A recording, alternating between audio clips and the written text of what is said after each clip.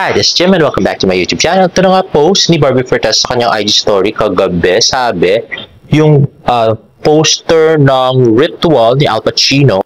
So, idol niya nga si Al Pacino. Pero sana naman, magkatotoo yung wish ko na si Barbie na lang yung sa gabi na lagim nakapartner ni David para masaya tayong lahat.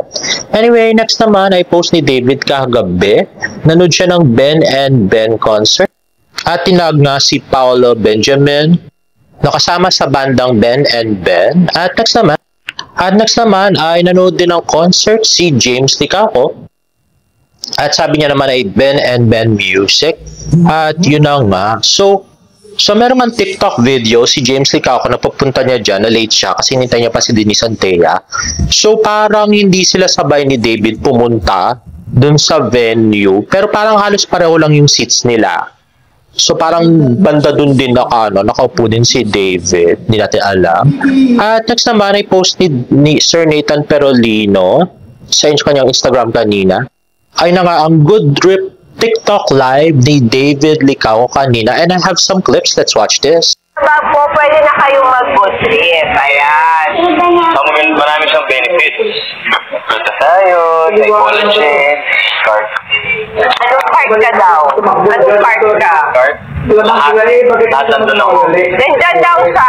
Oo, kaya kung okay I-check out nyo ba si David? bumili na kayo. Lahat na mag-check out po tonight, shoutout ni David. Again, ang ating good trip po, it has collagen, glutathione, ano pa? L-carnitine. L-carnitine. Alam nyo kung para saan ang L-carnitine, diba? Cute. Papa-cute daw. Meron siyang Garcia Cambogia at meron na rin po siyang Black Korean ginseng. Ang Black Korean ginseng po is Sachet natin. Meron ka pong 10 piraso per sachet. Ayan. 10 pieces na po yan. Pa-shoutout o out ninang done check out. O pa-check. check namin ang order mo. Check namin Fraser. Ayan. Meron na bang masya-shoutout? Bakit magtatanong dito ng David, random question. Ang dami mong random question. If you will have a son in the future, what will be his nickname? Gusto mo naman. Wala pa nga siyang asawa, guys. Wala pa kang girlfriend. Nahanapan niyo pa ng star. Teka muna, Hala guys, pinukunan ni Miss Shirley na single nga si David. Yun sabi, hinahanapan nyo ng asawa, ng anak. Wala pang ang asawa, wala pang ang girlfriend. Inaasapan nyo na ng anak, ng pangalan ng kanyang firstborn. Nabuko na. So ibig sabihin, split na nga sila ni Kisen. Grabe, saya ko. Kaya pala very blooming si David ngayon. At saka mukhang nananaba yung niya, yung face niya ng konti. At saka actually matagal na silang walang sightings ni Kisen. Tapos nag-unfollow na rin yung public ni David kay Kisen at nag-unfollow na rin yung si Kisen do sa public ni David. Pero yung private ni David nakafollow pa kay Kisen at yung si Kisen ay nakafollow pa do sa private ni David. At sinabi niya nga doon sa TikTok live, nanonood siya ng Ben and Ben concert kagabi na mag-isa. Kaya lang hindi ko na-record, unfortunately guys. Tapos nakita niyo lagi na rin kasama si David sa mga dinner ng family na hindi niya nagagawa nung girlfriend niya pa si Gisen. At ito nga, tweet ni Tingy, told you single na, actually matagal na. Hala, sino to me, David? OMG, ano nangyari ang saya ko me, ha ha ha. So yun na nga, matagal na yung last sighting ni Kisen at saka ni David. At saka si Kisen pa ayaw ng sighting, di ba? Ayun ang pinaka-paborito nyo, yung mag-sight silang magkasama ni David. Para inis yung mga Barda fans. Kaya pala si Sanya, todo effort nandiin na si David, no? Grabe. Tapos nag-private nga yung uncle ni Kisen na si Mario ng Instagram account. At wala rin siyang sightings doon sa Sobra Cafe Christmas party, unlike last year. Sa bagay din naman sila naglabas ng video, so hindi natin alam kung nandun siya.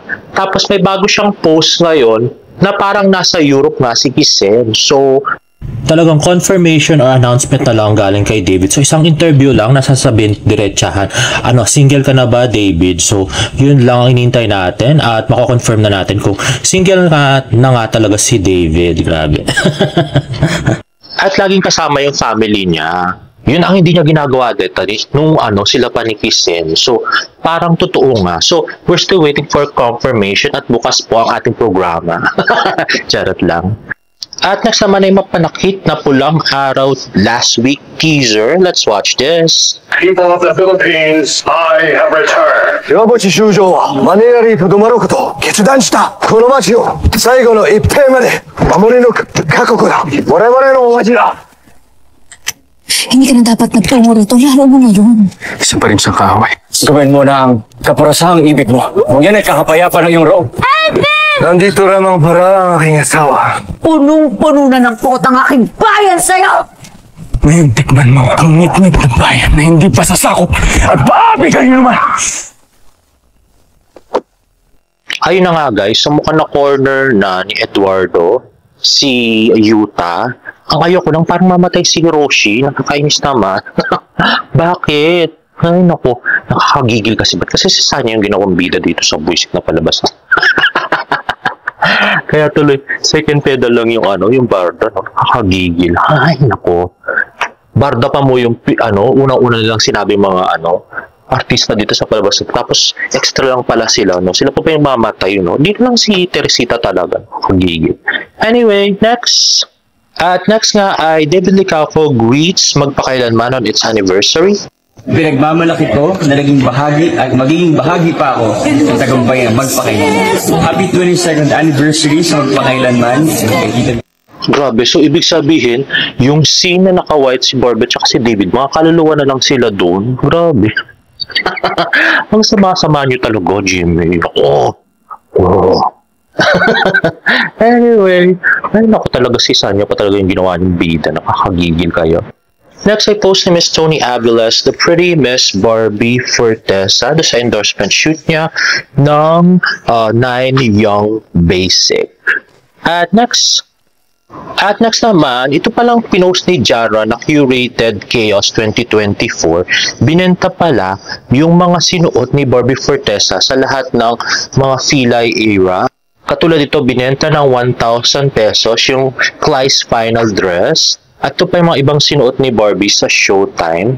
Tapos yung iba tig 700. Gusto ko nga sana bumili, kaya anin ko naman yan. Hindi ko makasya yan, no?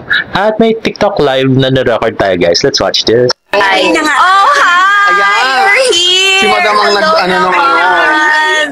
Ang dami nyo pala dyan. Nakita ko rin siya sa Paris kanina. Oh, yes. As a live seller tayo today. Yes. Magkano yung suot ni Clay? Sabi ni Jenny Silayo. 700 po. 700 pesos. Yes.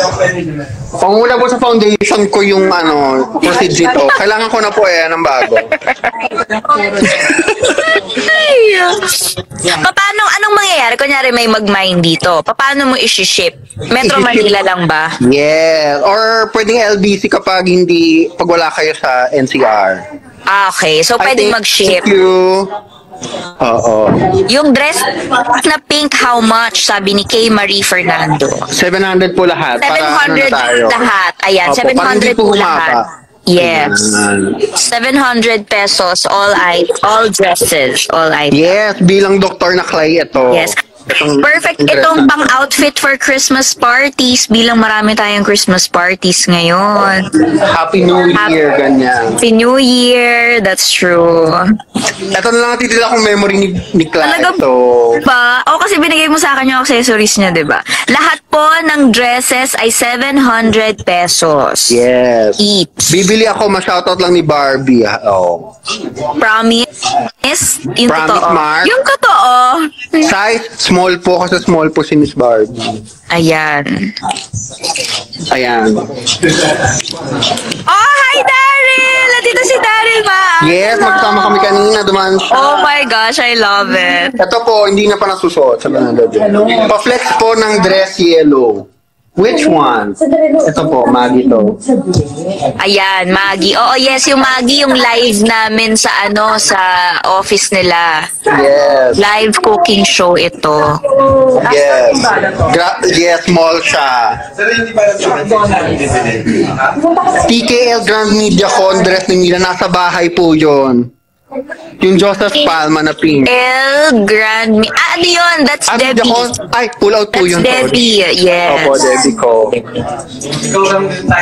Guys, ipopost ko na lang sa ano ko, sa story. Sa stories, yes. Hi, Sige. Sissy! Andito si Sissy Ray.